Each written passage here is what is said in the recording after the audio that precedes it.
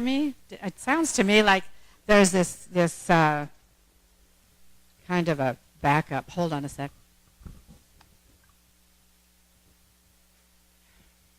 I'm so glad we got this film working here. Anyway, I thought we had some flyers. Do we have the Flip the House flyers, Ingrid? No, we didn't get the flyers? Do we have the Tony Thurman flyers? Okay, then. You know that we have a headquarters, West Side Democratic Headquarters. We are the co-sponsors of this headquarters. There are 6 Democratic clubs that are affiliated with this. I am one of the co-chairs of the headquarters itself. We have one mission. It's to flip the house. It's to take back the house. How many of you here have been there and made any calls or done anything for us? Raise those hands high. Let's see. That's fantastic. Thank you so much for going out there, because if we don't flip the house, you know, everybody says every election, oh, this is the most important election of our lives. Well, guess what? This could be the most important election of our lives. We have a madman in Washington. We have a whole like, what do you want to say, bevy of, and it could be the last, as Kelly says. It could be the last election. We'll have to go up to this Star Wars thing just to get out of Dodge here. You know, I mean, we really have to take back the House, see if we can flip the Senate too, win the election, win the White House in 2020, and then maybe we can enact some good gun safety laws. You know, California's got them. They're not there in Washington. And, I mean, you all remember Columbine, right? What was that, 1999, Columbine. Everyone was shocked and horrified and, oh, my God, right? And then we had the kids, the babies, Sandy Hook. We had the babies. What was that, 2012, I think it was? I wrote all these down. Yeah, 2012. Pulse nightclub, 2016, last year, Las Vegas. And guess what they said? Oh, this is the biggest mass murder in the history of the United States. What does that say to these people who are addicted to violence? Can I top this? Ooh, that was the biggest. Maybe I can be bigger. I mean, I think that's the message. We are so violent now. It just makes me insane, as you can tell. Yeah. And then, okay, then the Stoneman Douglas High School, which really motivated everyone, right? It motivated. Everyone took to the streets.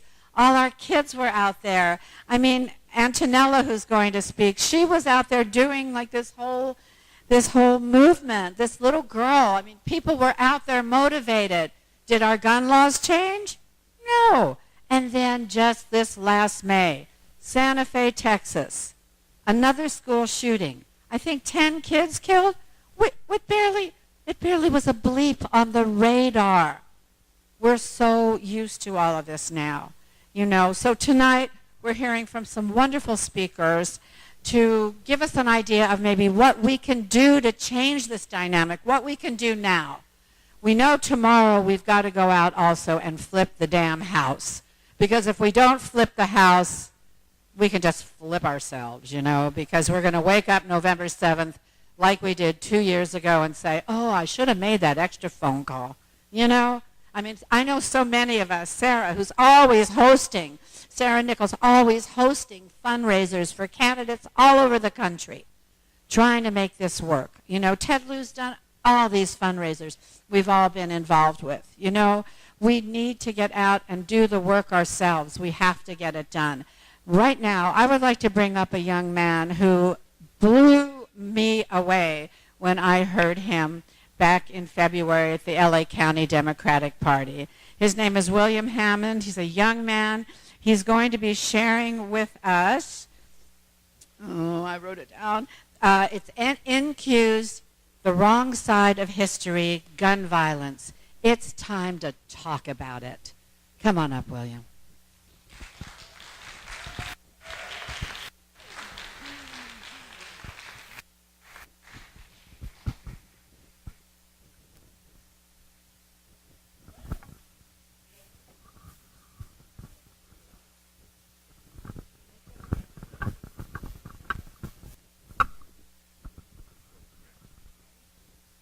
Hello.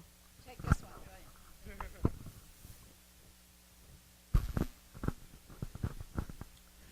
When is it time to talk about it? After Sandy Hook and 26 lives were took, the politicians shook their heads and said, we shouldn't talk about it. Our nation grieved, they gave their prayers and sent their tweets, but they didn't want to talk about it. We can't politicize this, they said. 20 kids are dead. We have to lay them to rest before we can talk about it. Like it was honoring their deaths more, to once again ignore the very reasons, but we didn't want to talk about it. And you can take the rhetoric and switch the tragedy. I couldn't tell the difference, which is obvious insanity, but I was just as culpable for what I didn't do or say because honestly, it hurt too much. I didn't want to talk about it. Well now, I want to talk about it. Private guns have killed more Americans since 1960 than all of our wars combined. Now personally, that's a statistic that completely blows my mind. Or what about the number of our gun-related homicides? It's higher than any other developed country by 20 times. And that's not only crimes, because on the average, roughly 33,000 people every year lose their lives. If that was terrorism, we would straight up lose our minds. If that isn't terrorism, we have straight up lost our minds. In fact, maybe terrorism should be redefined. Because mass shootings have become a sign of modern times. When do we draw the line? When do we grow a spine and stop using the Second Amendment to hide behind? You want to keep your guns? That's perfectly fine. I'm not arguing to take them away, unless you're hunting lions. And yet the NRA accuses me of lying. Like secretly, I'm trying. That way they change the conversation from the people dying. It's really evil. I'm tired of this misleading line that they're feeding to the media. The talking points are really just excuses to be greedier. And Congress won't do their jobs because lobbyists have paid them off. So they ignore the problems that we have put them there to solve. Public service has a private interest when campaign contributions make them liable to parties that contribute. It's a form of paying tribute, but the dollars don't make sense. How can a background check be something we're against? If the prevailing argument is it's about our mental health, then it's illogical to think that regulations wouldn't help. And while the left and right fight, both are dying in between. It's not the red, white, and blue, it's the red, white, and green. I can't take an open water bottle onto a plane, but I can walk around Nevada with an AR-15. Can't you hear the children scream? Can't you hear the children scream? Can't you hear the children? Can't you hear them? Can't you hear them scream? You're on the wrong side of history. There is no in-between. When you look back in 20 years, tell me who you want to be. Can't you hear the children? Can't you hear them? Can't you hear them scream? It echoes through the halls of schools that were replaced by crime scenes. Can't you see the children? Can't you see them? Can't you see them bleed? Can't you see their parents seeing them in each and every dream? When the news vans have left, and they're left with quiet streets and private grief, but they can't leave, they can't leave, they can't leave! So they count all the seconds, minutes, hours, days, and nights and weeks, dealing with a pain so deep that it's awake inside of sleep. It's in their bones, and in their smiles, and in their hair, and in their speech, and in the morning they remember. Tears streaming down their cheeks, chests heaving from the morning. It's impossible to breathe, and at that point, it doesn't matter what you once believed. We have let a special interest hold us hostage over greed. But it's in our hands. So why are we the ones who have to freeze? Don't move anything. Don't do anything. Don't say anything. Don't change anything. Thank you.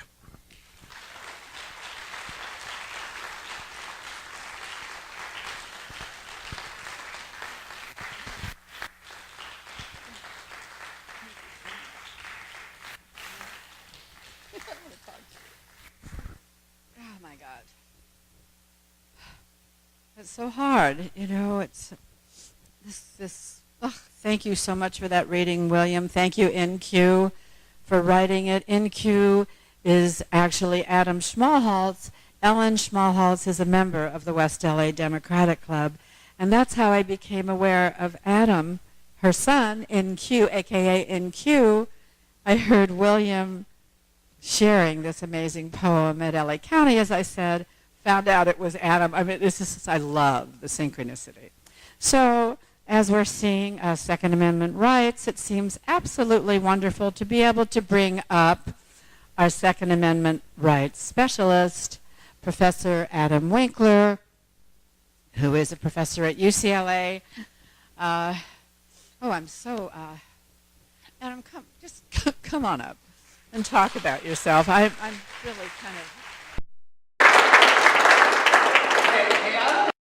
him. Come on, that's not. So, I thought we were going to get a documentary in between there and like have a little space, you know. Oh, yeah, okay. No, I'm just kidding.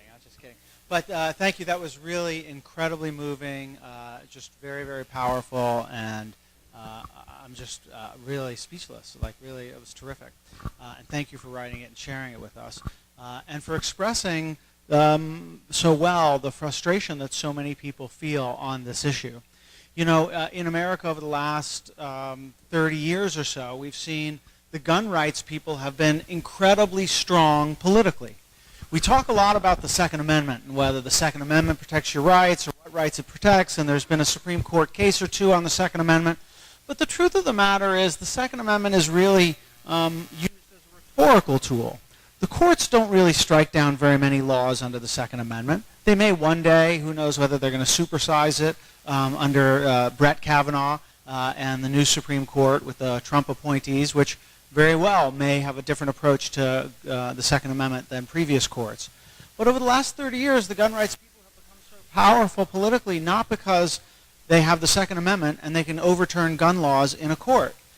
They've become so powerful because they're so good at political mobilization, and that there's a lot of single-issue pro-gun voters, where no matter what the other issues are in the election, they vote on the basis of guns. And they will elect people, especially at the primary stage, who will go and be very, very diehard in support of gun rights and very hostile to any kind of compromise. We saw this, for instance, after Las Vegas. After the shooting in Las Vegas, there was demand for legislation to restrict bump stocks, a device that no law-abiding citizen has any need for to turn their semi-automatic rifle into what shoots at the rate of an automatic weapon, like a machine gun. And you saw that members of Congress were not interested in passing any legislation on that. Eventually, they were able to push this off to the Bureau of Alcohol, Tobacco, and Firearms. And ultimately, we did get a bump stock regulation from the Bureau of Alcohol, Tobacco, and Firearms. But it wasn't passed by Congress. And it wasn't passed by Congress because not even the Republicans wanted to be on record for voting for a ban on bump stocks, because they thought that would be used against them in the next primary election. And why would that hurt them? Because of those single-issue pro-gun voters. What we need in America to level the playing field, and I think we're beginning to really see much more of it, is our single-issue pro-gun violence prevention voters. You need to have the mobilization of people in favor of gun violence prevention who make this as a top priority for them, make this the issue upon which they base their vote, the issue upon which they raise money, organize, have events, call their elected officials. And we're starting to really see a reignition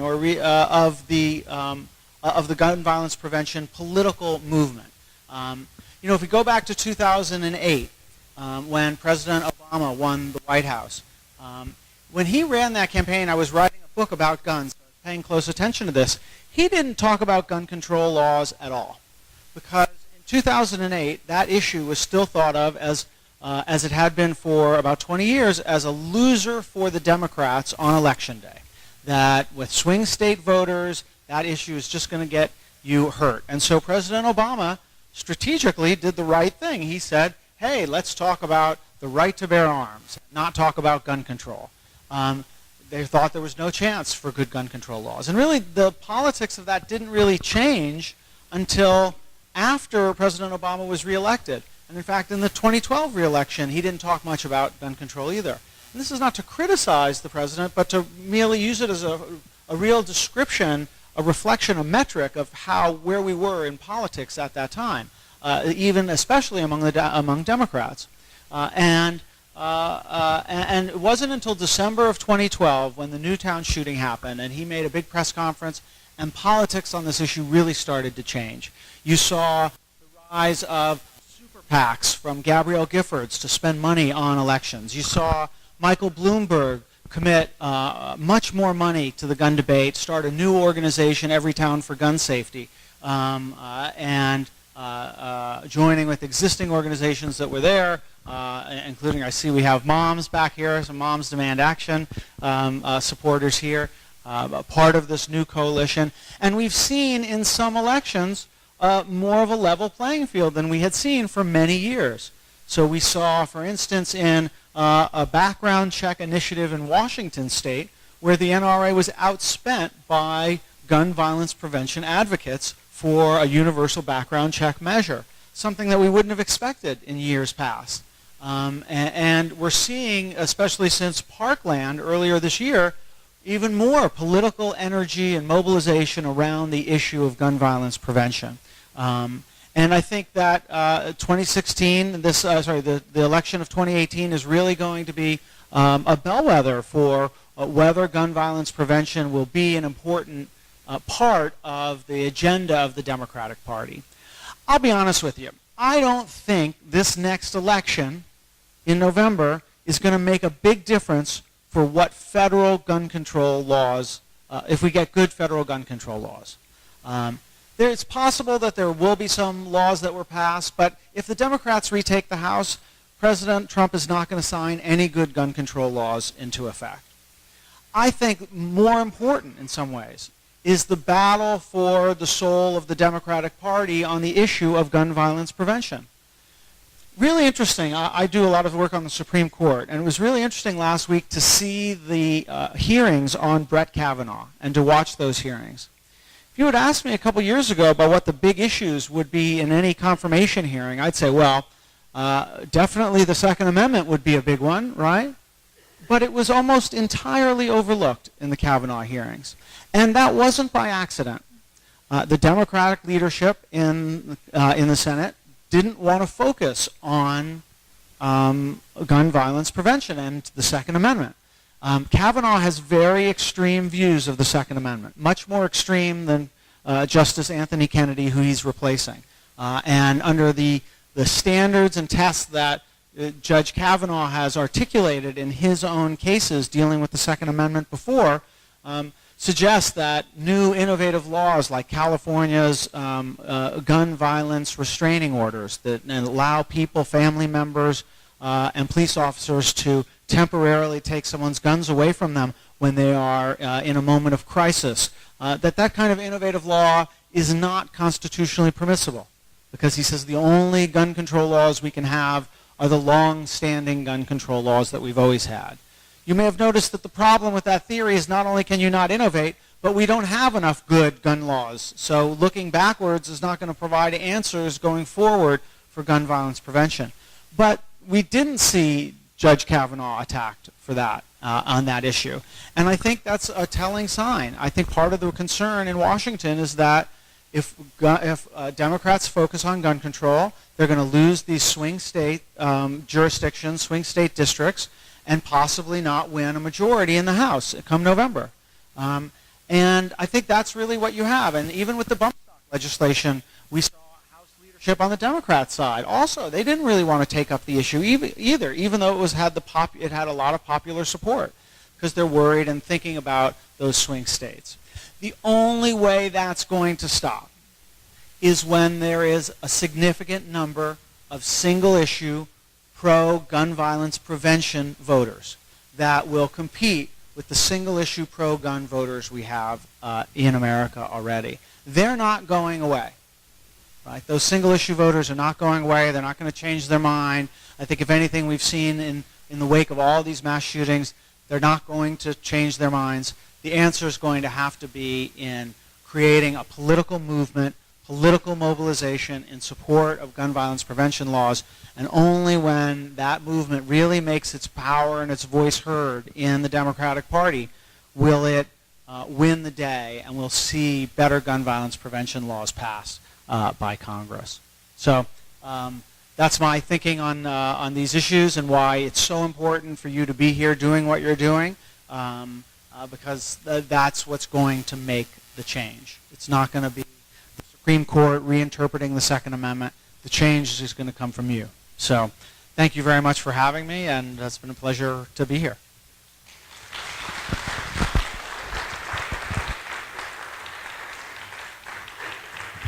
Thank you, Adam. And you know, you're in for some questions, I'm sure, during the Q&A. I'd like to bring up for just a minute before she has to go home and go to sleep, Antonella Borjas. Am I pronouncing your name right? Antonella, who's our little activist, one of our littlest activists. So, hi.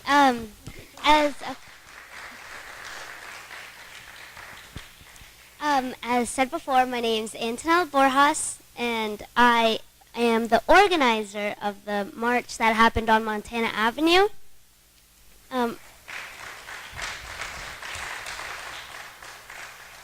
Okay, so I'm 14 years old, and I just started high school not too long ago, and we already had an active shooter drill. It's not a lockdown drill anymore, it's an active shooter drill. I think it's okay that we have to do this drill for our safety. But what I'm not okay with is that our country is so broken that we, at school, have to be worried about that instead of a test, instead of homework.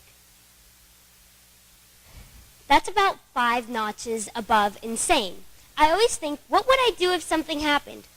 Where would I hide? What if something happened to me? I want to stop worrying about that, but I can't. I'll stop worrying about that when something happens with our gun control laws. But I guess I'll just have to keep worrying for a while if people don't vote, if people that don't see that something needs to change. I can't believe that right now our politicians are so tone deaf that they think our gun control laws are great. Over 16,000 plus kids have been murdered at school, just at school, since Sandy Hook. Lives that only knew happiness, joy, and love. And I can't imagine what it's like to have your child with you one day and at one point just get it taken away from you. That's your happiness, just because somebody snapped. That breaks my heart. I can't believe, some shootings don't just happen because of mental illnesses. Sometimes they happen because people are so lonely and so isolated that they just lash out. There's so much hate in our society that people don't need more. We need to learn to accept each other, love each other, and learn to respect each other with flaws and all. I have been bullied, and I know how it feels to be alone, and it feels horrible. And I want people to stop hating each other. People are often hurt daily, and sometimes people reach their breaking point and can't take it anymore and lash out at everyone. We can't let things divide us anymore. It's breaking our country apart. It has been years that something could have changed, but instead, I can't say we this time. You haven't done anything to help stop it. The only thing I've seen happen is the fear in people's eyes grow, the anxiety of something happening. I have seen that fear up close and personal, and I can't help feel that fear as well. In my life, I would never have thought I would be standing up here telling a group of adults that there needs to be a change.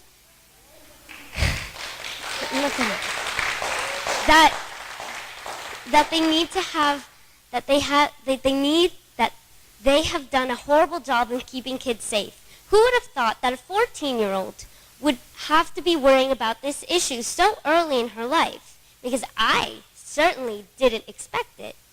I always saw things like this happening in movies and on the news, but I never thought it would hit close to home, that I would have to talk about it. I would have to help shape our society. Our system is so broken in so many ways that I don't even know where to start. Maybe you do. Because we are going to need each other to stop this hate from spreading, this fear from spreading. So I guess we're going to have to learn how to work with each other again, since we obviously forgot how to. Thank you.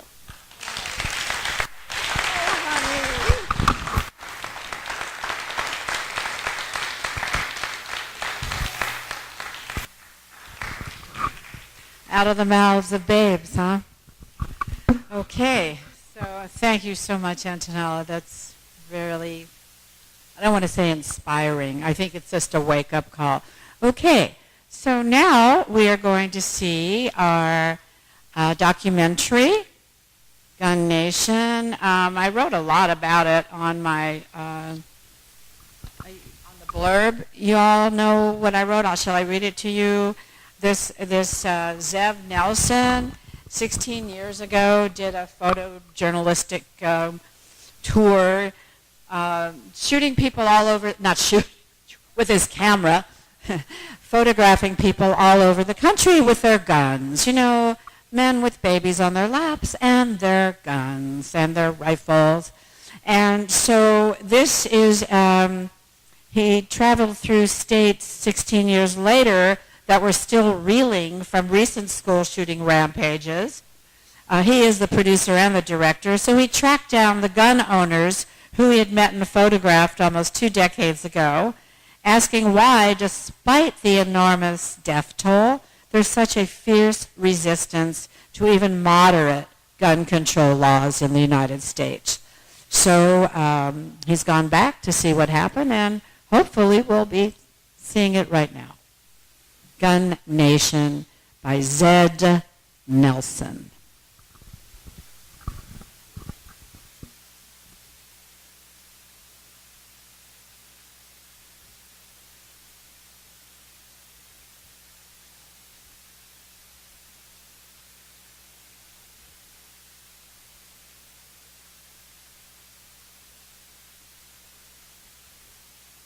We had it a minute ago.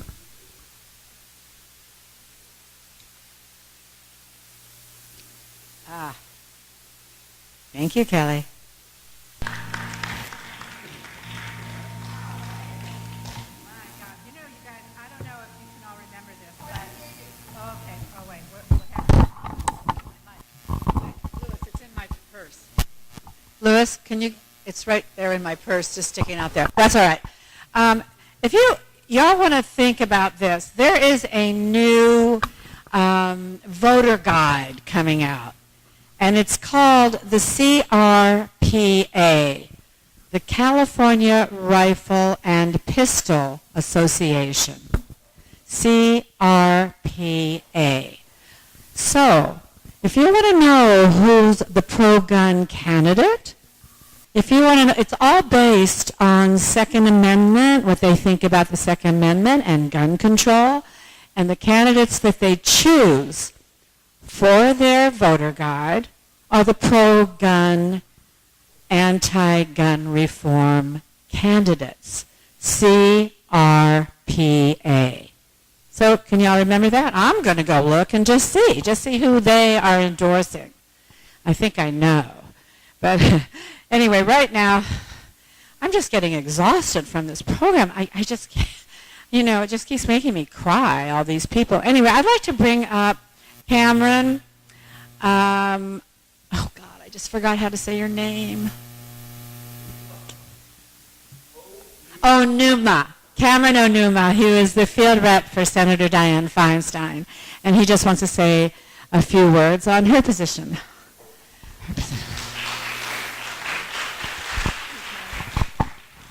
Good evening. We can do a little better, Democrats. Good evening. I don't like podiums. Can I come up towards you? My name is Cameron Onuma, formerly a field rep for Senator Dianne Feinstein. I'm currently the senator's